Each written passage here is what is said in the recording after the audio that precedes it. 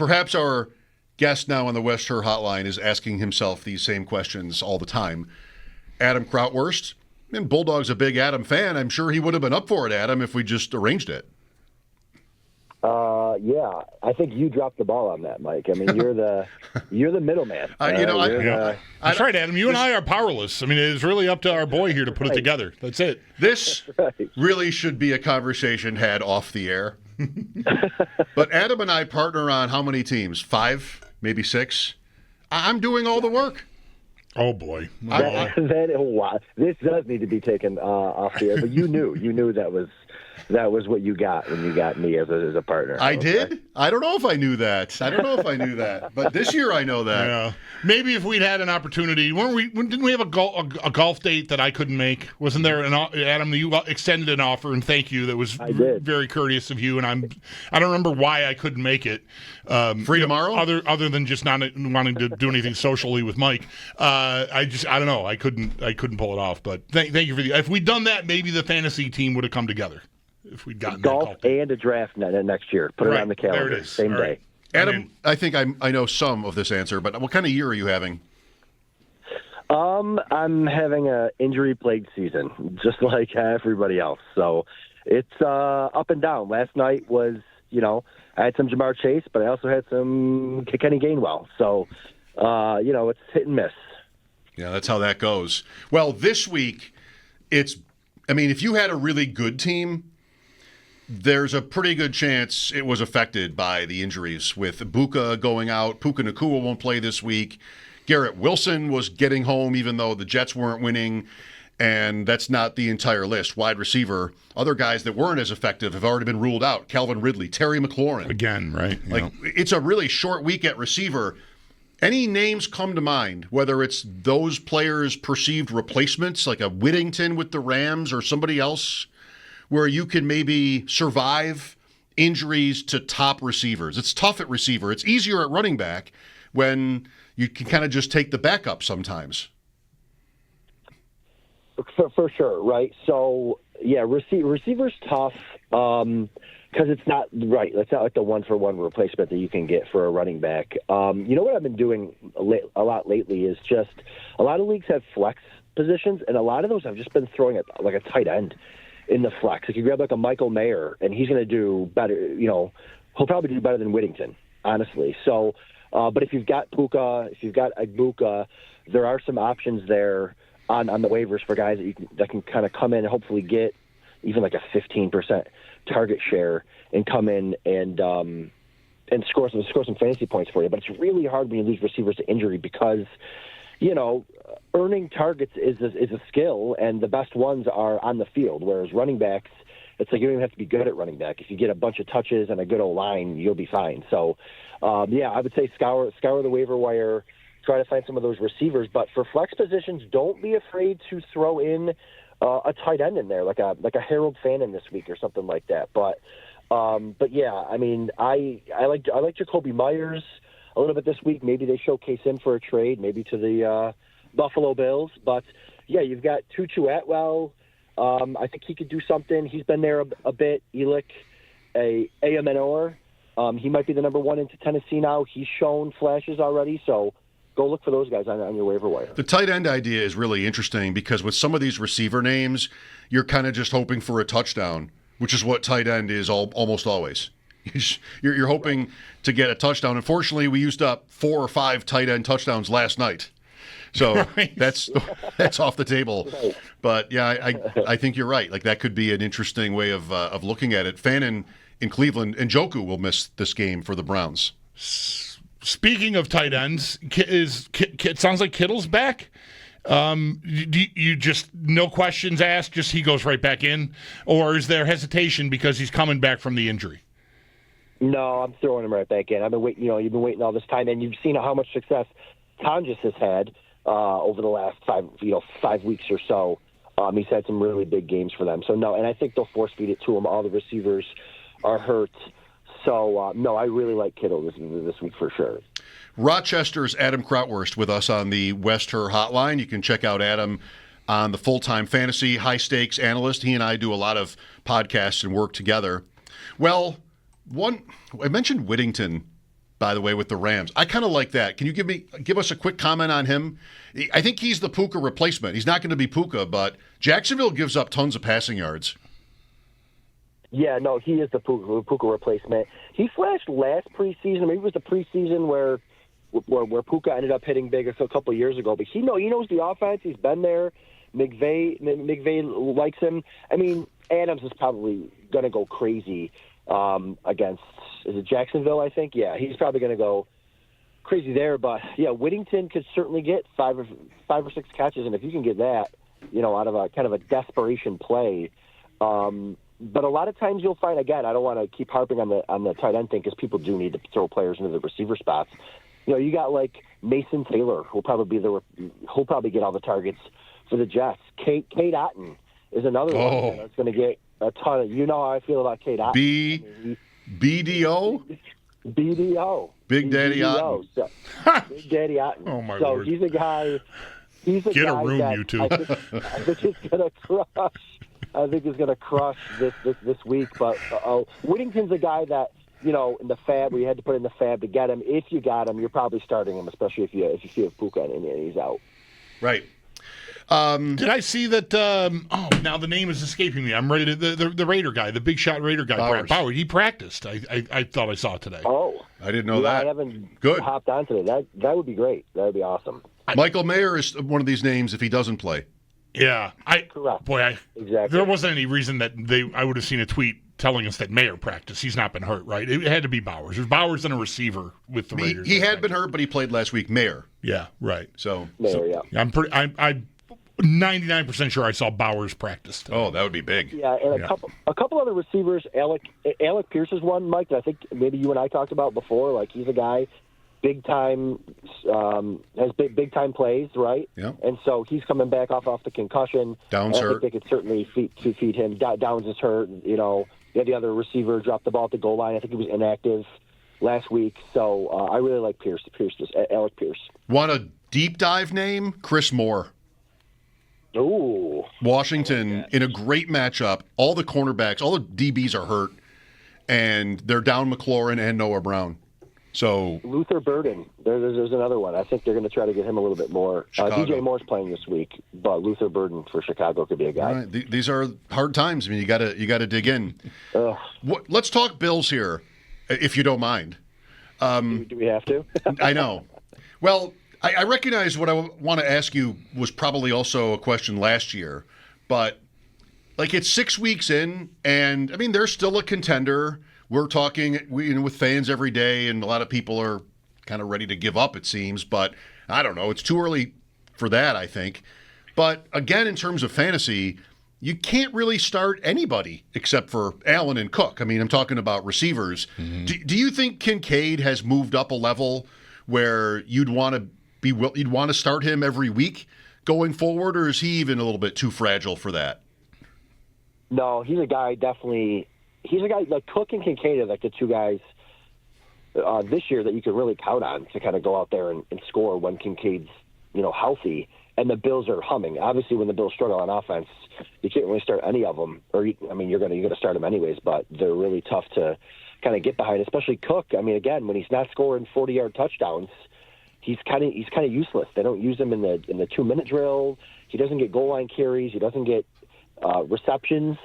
And that's been the same story this year, And when he snaps off, when they play bad teams, they're up by big, and they can just kind of keep pounding him. He's great, but other than that, and it's amazing how Allen just still gets the fantasy points every single week, considering he's kind of playing with maybe a bottom 5 receiving core in the NFL as far as fantasy is concerned. So, you don't really. I mean, Coleman, I would never start Coleman unless I absolutely had to. We're talking about guys like Tutu Atwell. I guess I would start Coleman with, over Atwell, but, the Bills are on a bye this week. But, yeah, I don't want to start any receivers. Even Shakir, he's got to score. Because if he doesn't score, it's 4 catches for 60 yards, So, yeah. Cook I'm starting. Kincaid I do really, really like. I mean, he's a talented player. He's just always hurt. So, but I think they've been force feeding him the ball when he's in there. Yeah, I wonder if that is something as they're self-scouting here. His health might be a reason for how they handle him and what his snap share is, but all of the advanced stuff on him, as far as his productivity and their productivity as an offense, with him on the field and him targeted, all that stuff, he looks like the most important guy in that offense, but he's playing half the snaps. So I wonder if they trust his health, whether that'll tick up like, I don't think it'll get like in the 80s, but another, I don't know, from 50% to like 65, 70, maybe even 75. Like, he seems to be the trigger for a lot of the good that their offense can do.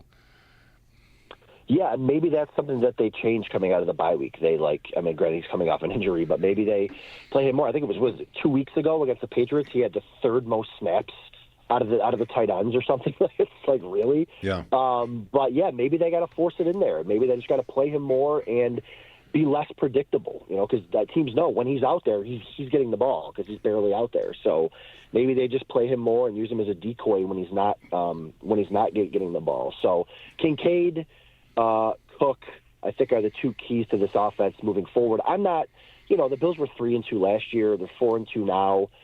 They lost to two teams that they shouldn't have, but yeah, I think they'll right the ship coming out of the bye week, and I think you'll see Kincaid, a healthy Kincaid, dominate like he did the week before he got hurt. With Adam Krautwurst, full-time fantasy, Mike Schopp and the Bulldog on WGR. Week 7 underway with Pittsburgh's loss in Cincinnati last night. 2 Monday night games coming up with Tampa, Detroit, which is pretty good. Houston, Seattle could be all right as well. Let's talk quarterback. I've got a lot of Justin Fields, and you might too.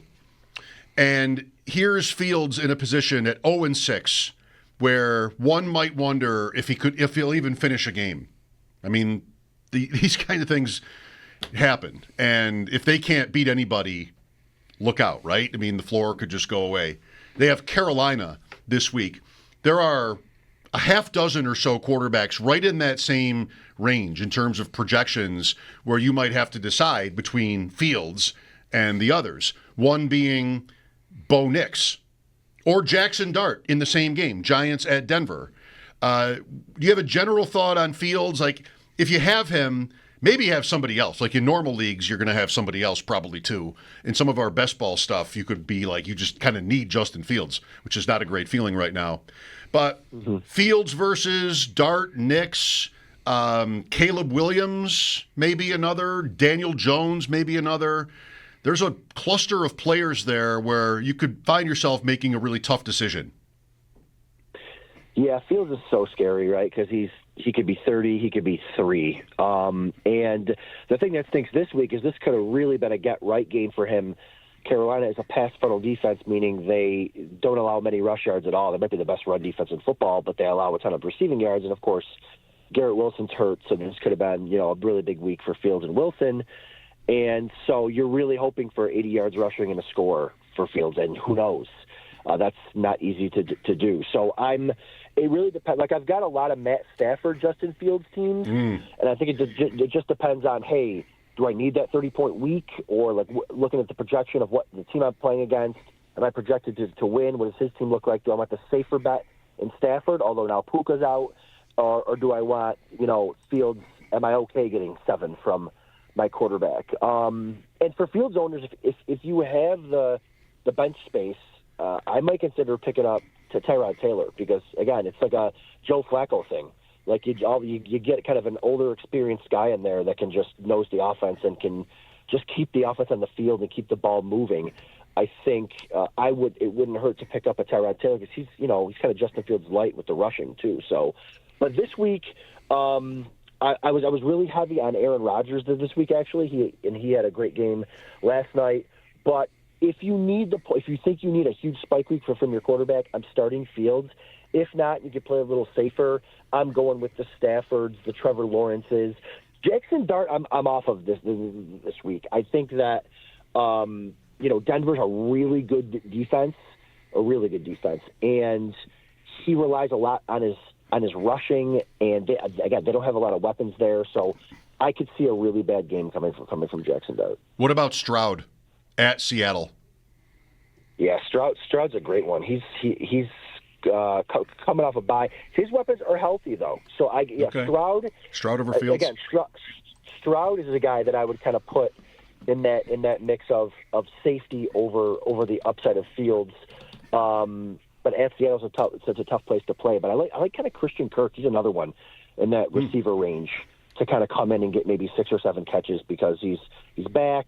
He's getting a little bit healthier. And now coming off the bye, maybe they start to force him the ball a little bit. What about Bryce Young? Same game.